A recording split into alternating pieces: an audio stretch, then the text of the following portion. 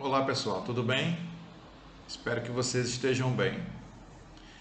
Nós vamos começar hoje o conteúdo da base curricular do nono ano, que tem como destaque a base curricular desse momento, dos nossos assuntos, a Revolução Russa. Lembrando, não é, que o termo revolução vai ter uma concepção histórica significando mudanças em todas as estruturas. A Rússia, antecedente a esse processo revolucionário, estava vivenciando uma situação crítica, muito ruim. A monarquia lá, a monarquia czarista, o imperador, que significa imperador russo, estava enfrentando uma situação de calamidade, de dificuldade, desde as últimas décadas do século XIX. E para completar, não é, essa conjuntura desfavorável, o governo russo ainda tinha a perspectiva de criar o pan-eslavismo, ou seja, a influência das suas decisões, da sua cultura, dos aspectos culturais, políticos, econômicos, em cima dos seus vizinhos, dos países que fazem fronteira com a Rússia. E aí a Rússia teve um prejuízo muito grande com o avanço desse desejo de implantar o pan-eslavismo, quando resolveu participar da Primeira Guerra Mundial, não é? Com a França e com a Inglaterra, porque via ali no Império Austro-Húngaro um grande empecilho, um grande rival para o seu desejo de implantar ali uma chamada a Grande Rússia.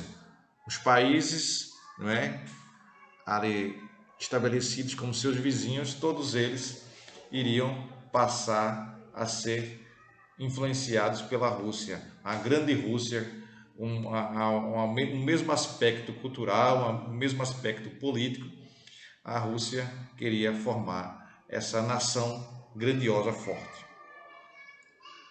E como a Rússia percebeu que a condição de manutenção, de permanecer na Primeira Guerra não estava favorável, porque a economia estava ruim e, sobretudo, um aspecto revolucionário começava a surgir dentro do seu território, a Rússia achou por bem retirar-se do movimento, porque em 17 foi estabelecida a Revolução Socialista Russa. Reforçando, batendo nessa mesma tecla, dizendo que esse desejo de mudança, de uma Rússia revolucionária, baseia-se na fonte, no que foi colocado lá no meados do século XIX, pelo Manifesto Comunista de Friedrich Engels e Karl Marx. Esses dois idealizaram uma sociedade com mais igualdade e que para isso tivessem que lutar, pegar em armas, pudessem promover uma revolução para que a sociedade tivesse conhecimento desse novo procedimento, dessa nova ideia social. Não é? Karl Marx é o idealizador do socialismo científico. E a partir desse momento, as ideias socialistas começam a se espalhar pelo mundo e os russos, a gente vai começar a vivenciar, vão começar a absorver essas ideias, vão querer colocar essas ideias em práticas de sociedade igualitária, não é? De críticas ao capitalismo, críticas à exploração que o trabalhador vivenciava, o trabalhador explorado, trabalhando 13, 14 horas seguidas, não tinha direitos trabalhistas, direitos sociais, enfim. Esse movimento busca questionar tudo que o capitalismo estava aplicando. E E na Rússia ele encontra campo fértil diante de uma situação que a gente vai mergulhar agora, de uma situação socioeconômica de muita dificuldade mesmo, não é? Os avanços da primeira etapa e da segunda etapa da Revolução Industrial não chegaram como deveria na Rússia. A população russa não foi favorecida por isso. Tem alguns aspectos que tem que ser pontuado também antes de começar o conteúdo propriamente dito, que é em relação ao território russo, que ele é gigantesco, não é? E também a questão da agricultura passa por uma série de cuidados que devem existir, porque o país fica localizado numa região, grande parte do seu território, grande parte do território russo, ele fica localizado numa área muito fria, então que não é, com isso não é favorável para determinadas plantações, determinadas áreas de agricultura não se desenvolveram como deveriam. Pois bem, eu já comecei na página 24 a trabalhar o primeiro parágrafo. Vamos partir do segundo parágrafo na página 24. Tem assim: a monarquia czarista, que significa czar, significa imperador, desde o século XIX apresentava uma grave crise econômica e política. O Estado era predominantemente agrário, em alguns aspectos quase feudais. Veja, estamos aqui no século XIX e algumas características da economia russa lembravam o tempo feudal. Com isso, o livro e eu também quero deixar bem claro para vocês a característica atrasada, ultrapassada da economia russa daquela época. Pois a nobreza, principal classe social na Rússia, era dona das principais propriedades agrícolas e influenciava diretamente os czares russos, principalmente Nicolau II. Ponto. Nicolau II, nós temos um link que identifica aí, governava a Rússia, uma autocracia que já vinha sendo muito criticada e atacada, principalmente devido às condições precárias de trabalho nas indústrias, não é? A má distribuição de terras e a participação na Grande Guerra. Foi o último czar de toda a Rússia, tendo chegado ao poder em 1894, com apenas 26 anos. Sem dúvida, esse sistema econômico era excludente, excluía, colocava de fora, pois criava uma classe de trabalhadores do campo que vivia numa miséria e fome sem igual, sendo a maior classe social na Rússia, de uma população que beirava cerca de 170 milhões de pessoas, formada por diversas etnias e culturas.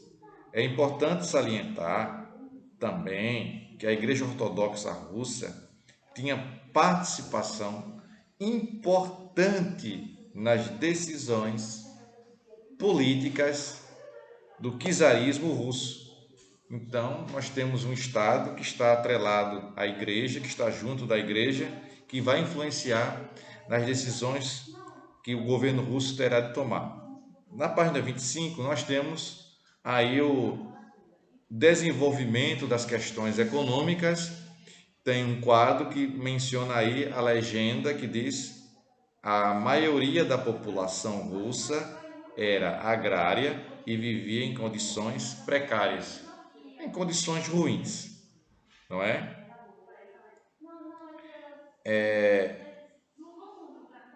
Tem assim, já ao final do século XIX, os russos começaram a modificar suas atividades econômicas, saindo de um milenar sistema feudal para um processo de industrialização. Isso foi possibilitado por investimentos em tecnologias, além do consumo de nações como Bélgica, Inglaterra e França. Os principais centros industriais russos foram Moscou e São Petersburgo. No entanto, apenas 10% da Rússia estava industrializada. e tinha os mesmos problemas que outras nações europeias no que toca às relações de trabalho. Como sendo esses problemas? Baixos salários, uma condição de trabalho também horrível, falta de condição, uma jornada extrema de trabalho. Fazia com que, eu disse, 13, 14 horas, dependendo do caso de cada país europeu, na Rússia também, você poderia chegar até 16 horas de trabalho por dia. Então, uma escala de trabalho muito puxada, muito cansativa, que não deixava com que o trabalhador pudesse nem se alimentar bem, não ter convívio social, não ter praticamente só o direito a dormir. Não é? Porque os baixos salários também eram características desse período. Esse panorama evidenciava sérios problemas que aos poucos foram desgastando, prejudicando os governos czaristas de fevereiro de 17. Abaixo, nós temos aí abaixo os principais motivos de crise econômica, política e social vivida pela Rússia entre o fim do século XIX e início do século XX. Nós temos aí os principais motivos para essa crise. Primeiro, entre o final do século XIX e início do século XX. Primeiro, presta atenção aí. Muito bem, isso mesmo.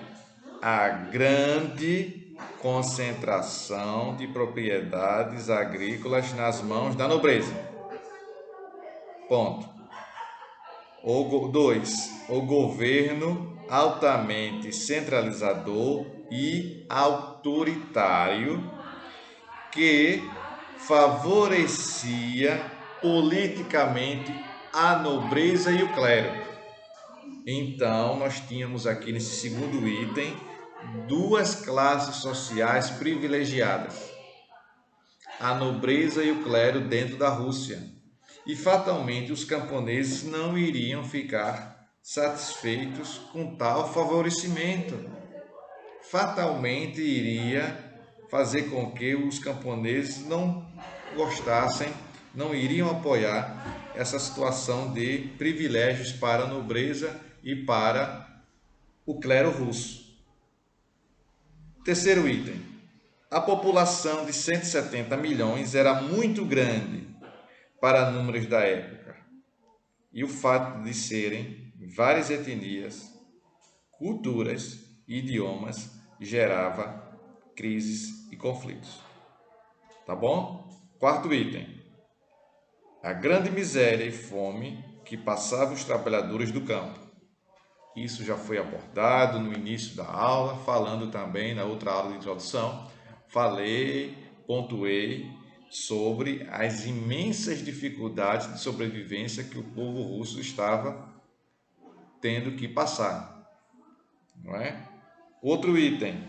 Influência da Igreja Ortodoxa nas decisões políticas. A Igreja Ortodoxa influenciando, querendo também, participando do governo, tomando decisões, indicando decisões que pudessem favorecê-la.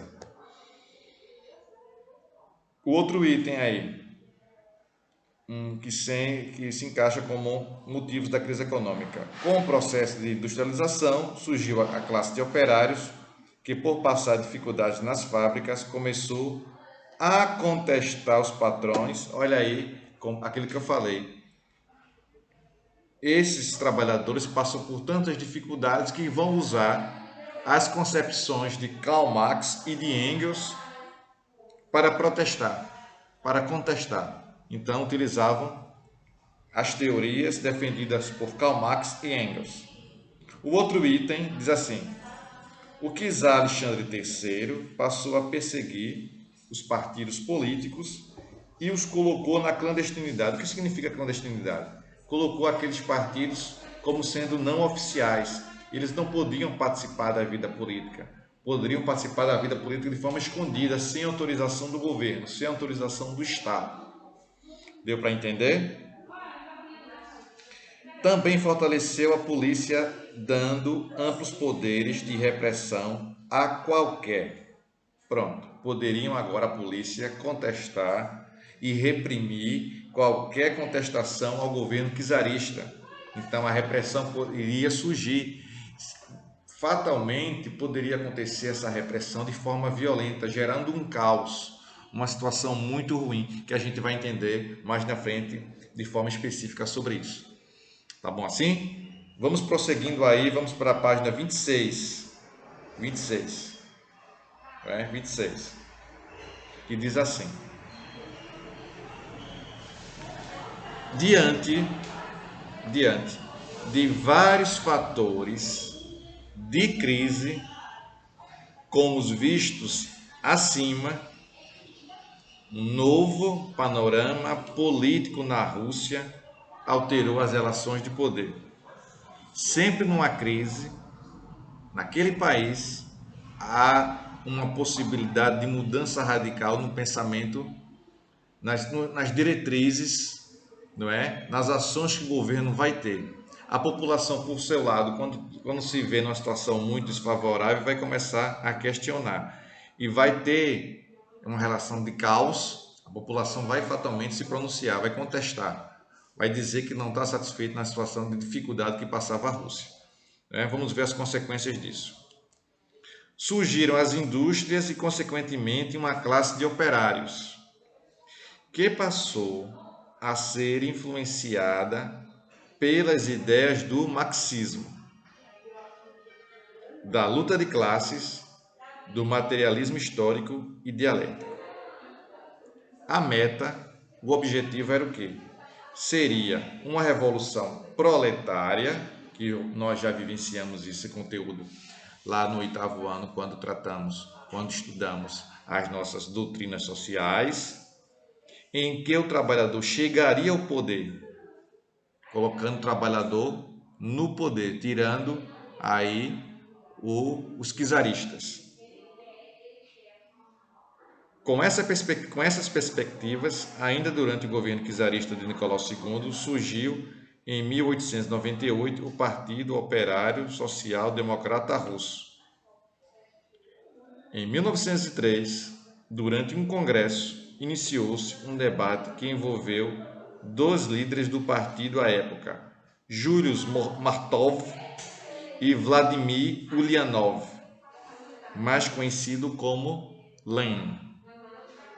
A disputa começou com o perfil dos partidários. Enquanto Martov acreditava que o partido deveria ser aberto, seguindo os modos dos partidos socialistas ocidentais, como o alemão e o inglês, Lenin defendia que apenas os militantes deveriam ser considerados membros do partido e os outros apenas simpatizantes. Então, surgiram dois grupos políticos dentro do partido. Os mencheviques, que significa minoria, não é? De Martov, e os bolcheviques, que significa maioria, com a liderança de Lenin, não é? Então, isso deixava o partido dividido entre mencheviques e bolcheviques. Nós temos aqui na página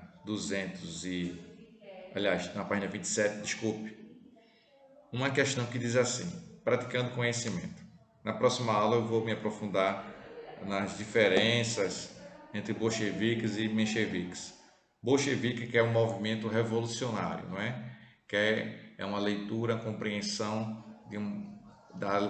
dos desejos de Karl Marx, né? Que os trabalhadores pudessem fazer um movimento revolucionário e tomarem o poder. Diz assim: primeira questão, praticando conhecimento. Um grave motivo econômico e político fez com que a Rússia saísse da Grande Guerra em 1919, a Revolução Russa. Defina essa Revolução Russa, não é? Foi um processo revolucionário e político ocorrido em 1917, através de dois grupos políticos, os mencheviques e os bolcheviques.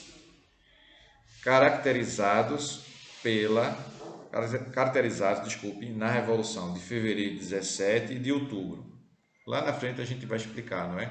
São duas revoluções do mesmo ano, que derrubaram o governo czarista, culminando com a instituição de muito bem, proletariado, não é?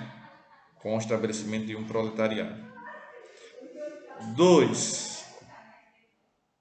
Segunda questão número 2. O grande objetivo dos opositores dos czaristas era derrubar seu regime político. Quais foram os problemas gerados pelo czarismo? A resposta, vamos lá. Os problemas gerados pelo czarismo. Os principais problemas gerados pelos czaristas foram concentração das terras e propriedades nas mãos da nobreza,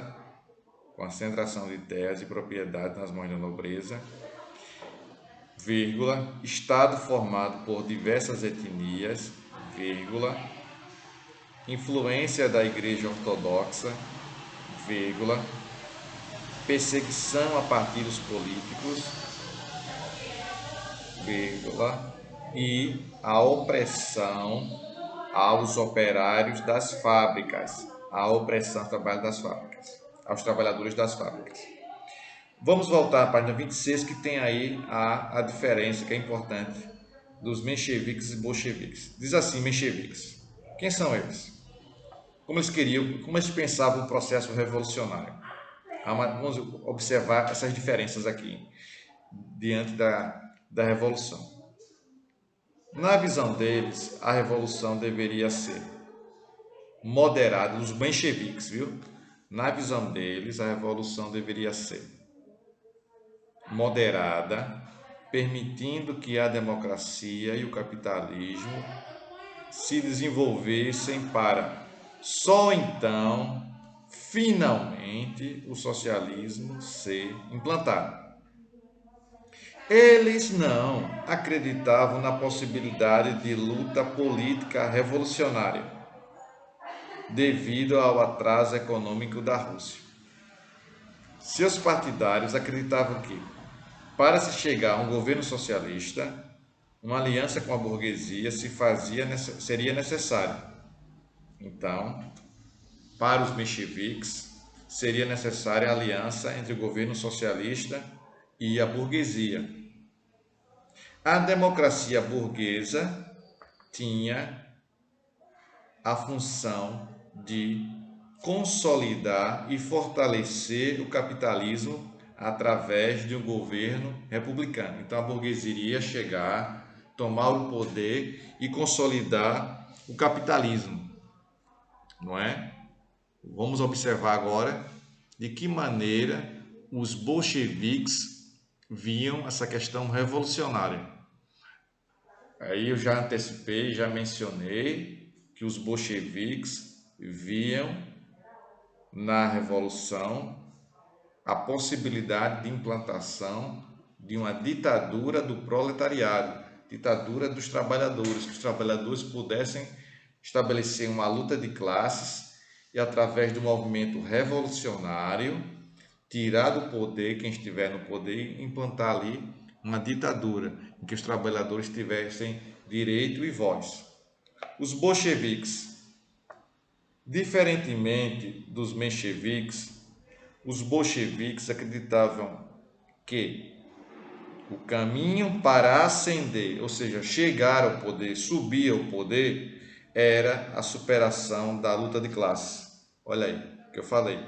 E a revolução proletária. Eles defendiam que o programa socialista fosse implementado integralmente e que a liderança proletária fosse centralizada. Para Lenin, era necessário instalar uma ditadura do proletariado. Ou seja, um governo de operários com a participação de trabalhadores camponeses que organizaria o sistema de governo e eliminaria as desigualdades. O grande objetivo dos bolcheviques era esse, era eliminar as desigualdades sociais. E aqui nós temos um quadrinho que diz a legenda: os bolcheviques tinham como seus principais líderes Lenin e Trotsky. Defendiam o governo proletário e o fim da estrutura capitalista, bem como a queda do regime czarista. Na página 28, nós temos um episódio que acontece em 1900, no início do século XX, 1905.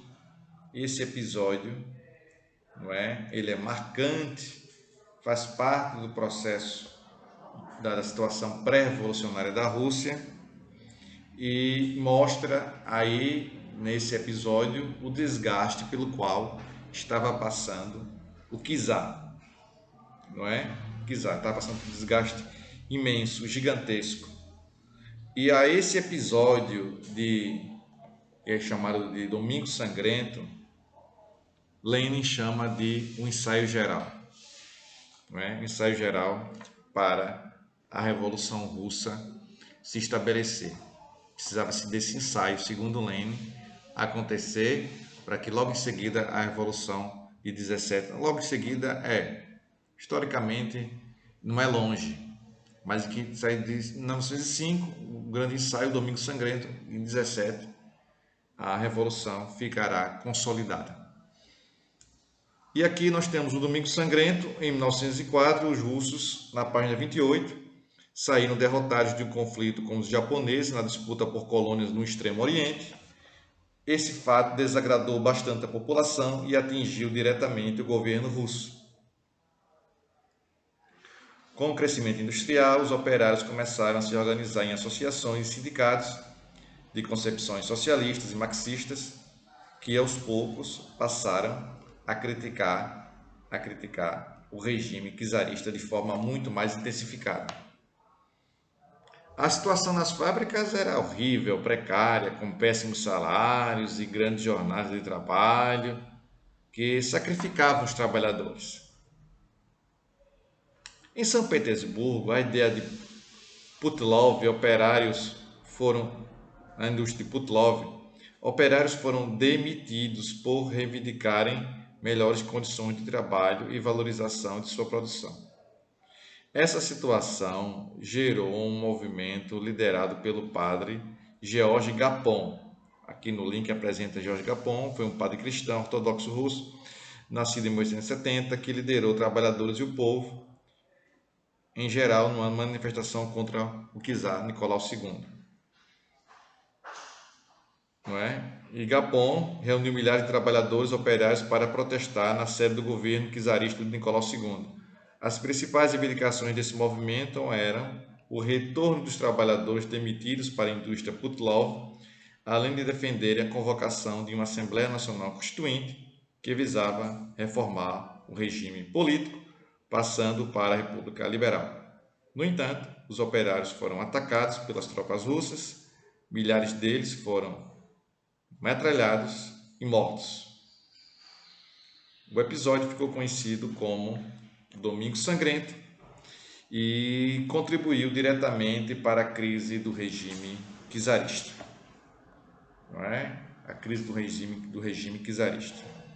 E essa ação militar, essa situação de mortes, vai tornar cada vez mais o governo czarista desgastado, mal visto perante a população e que não tem encaminhamento para a revolução, estava muito próximo. Tá bom assim? Então, na próxima aula nós vamos retomar esse conteúdo. Nós temos algumas etapas a serem vivenciadas ainda, com a chegada ao poder dos mencheviques e depois dos bolcheviques. Tá certo, pessoal? Espero que vocês tenham compreendido o conteúdo. Na próxima aula, o 9º ano retoma o conteúdo da Revolução Russa. Tá certo? Tchau para vocês, forte abraço e até a próxima.